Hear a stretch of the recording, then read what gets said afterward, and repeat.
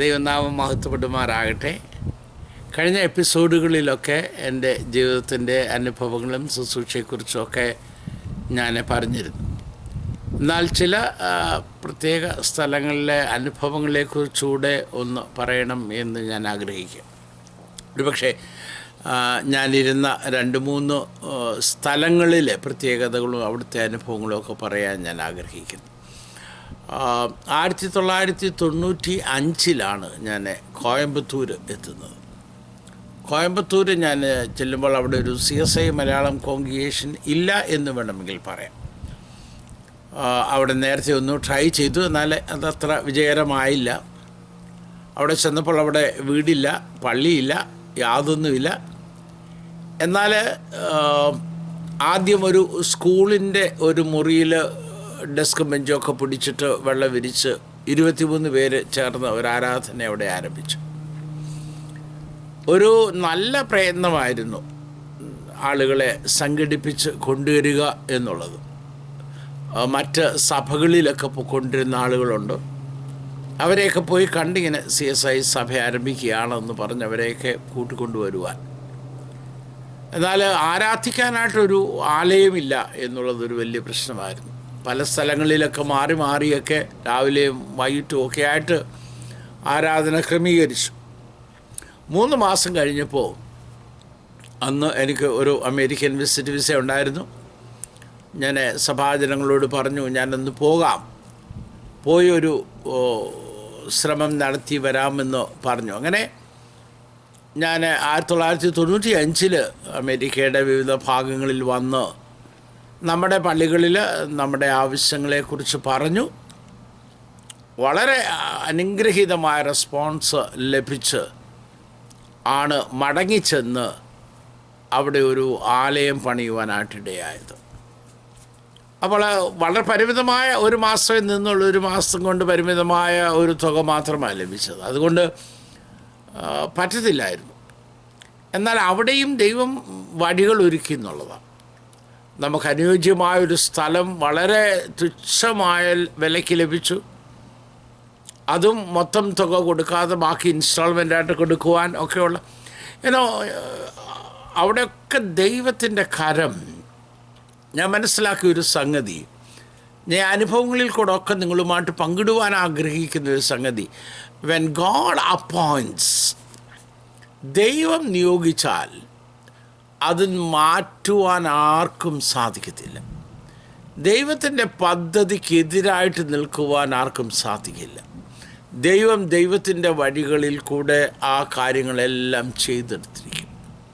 2 വർഷം കൊണ്ട് ആ പള്ളി 6 മാസം കൊണ്ട് പള്ളി പണിത് കുദാശ നടത്തി. പിന്നെ കുറച്ച് ബാധ്യതകളുണ്ടായിരുന്നു, അത് 2 വർഷം കൊണ്ട് പൂർത്തീകരിച്ച് ഇന്ന് കോയമ്പത്തൂർ ഒരു ഇടവക ഉണ്ട്, പള്ളിയുണ്ട്, പാസനേജുണ്ട്, സ്വന്തമായിട്ട് സെമിട്രി ഉണ്ട്.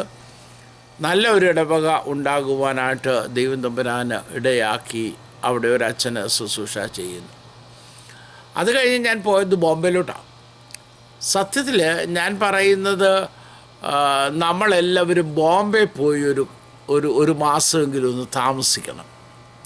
ഞാൻ ബോംബെ പട്ടണത്തെ ഒത്തിരി ഇഷ്ടപ്പെടാനായിട്ടൊരു കാരണം, ജീവിതത്തിൻ്റെ 2 ഭാഗങ്ങളും നമുക്ക് വ്യക്തമായി ജീവിതം എന്താണെന്ന് കാണിച്ചു തരുന്നത്, മനുഷ്യ ജീവിതം എന്താണ്, മനുഷ്യൻ്റെ അവസ്ഥ എന്താണ് എന്ന് കാണിച്ചു തരുന്ന ഒരു പട്ടണമാണ് ബോംബെ പട്ടണം.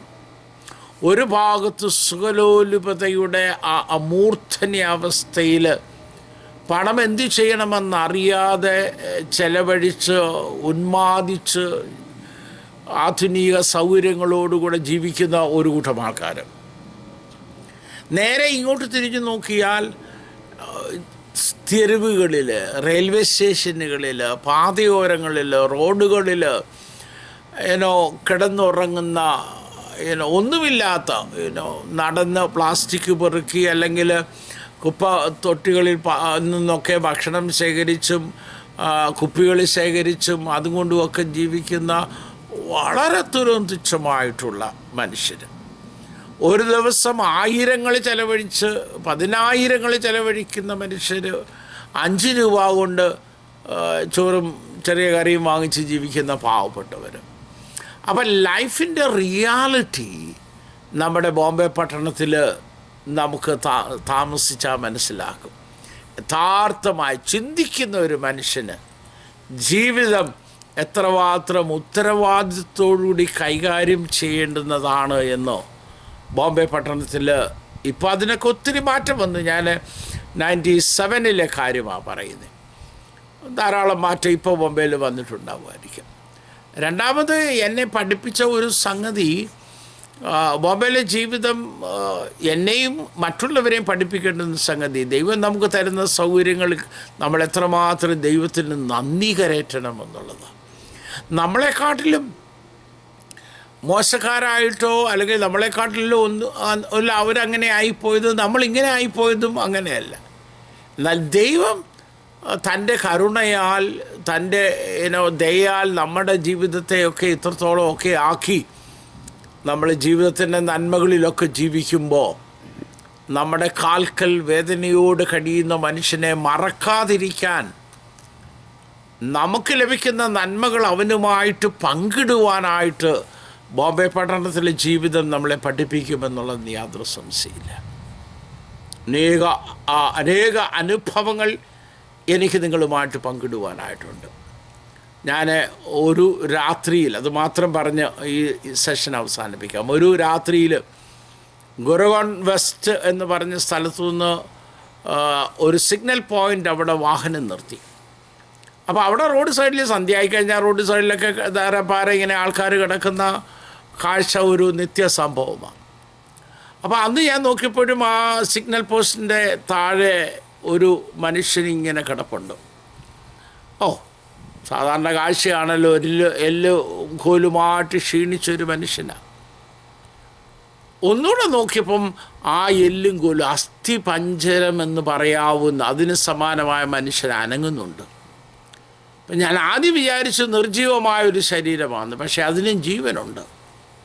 ആ രാത്രി മടങ്ങി ചെന്നിട്ട് എനിക്ക് ഉറങ്ങുവാൻ സാധിച്ചില്ല. കാരണം കർത്താവിൻ്റെ വചനം മത്തായി സുവിശേഷം 25-ാം അധ്യായത്തിൽ പറയുന്നു, ഈ ഏറ്റവും ചെറിയവനിൽ ഒരുവന് ചെയ്യുന്നതെല്ലാം നിങ്ങൾ എനിക്കാണ് ചെയ്തത്. എൻ്റെ കർത്താവ് വന്നത് ഈ ഏറ്റവും ചെറിയവനെയും ശുശ്രൂഷിക്കുവാനായിട്ടാണ്. ഫിലിപ്പിയ ലേഖനം 2-ാം അധ്യായത്തിൽ അവൻ ദാസൻ്റെ രൂപമെടുത്ത് മനുഷ്യനായി ഈ ഭൂമിയിൽ ജനിച്ചു എന്ന് പറയുന്നുണ്ടല്ലോ. He came to serve the least of the least. അപ്പോൾ ബോംബെ പട്ടണം പഠിപ്പിച്ചൊരു വലിയ സംഗതിയാണ്. നമ്മുടെ ജീവിതം നമ്മുടെ മിടുക്കല്ല, ദൈവത്തിൻ്റെ ദാനമാണ്. നമ്മുടെ ജീവിതം സേവകരായിരിക്കുവാനായിട്ട്, ടു സെർവ് അതേഴ്സ്. കുറേ നമുക്ക് വേണ്ടി അക്കുമുലേറ്റ് ചെയ്ത് നമുക്ക് ശേഖരിച്ച് നമ്മുടെ മക്കൾക്ക് വേണ്ടി ശേഖരിച്ചു വലിയ ധനികരായി തീർന്നു ഒരു ദിവസം കടന്നുപോയി എന്നുള്ളതല്ല.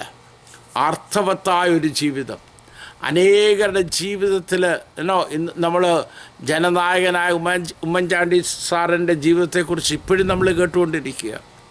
നമ്മളൊന്നും അറിയാത്ത ആയിരക്കണക്കിന് ജനങ്ങൾ അദ്ദേഹത്തിൻ്റെ കരുണയുടെ സ്പർശനമേറ്റവരാ. അതാണ് ജീവിതം. നമുക്ക് വേണ്ടി ചരിക്കുന്നതല്ല, നമുക്ക് വേണ്ടി ശേഖരിക്കുന്നതല്ല.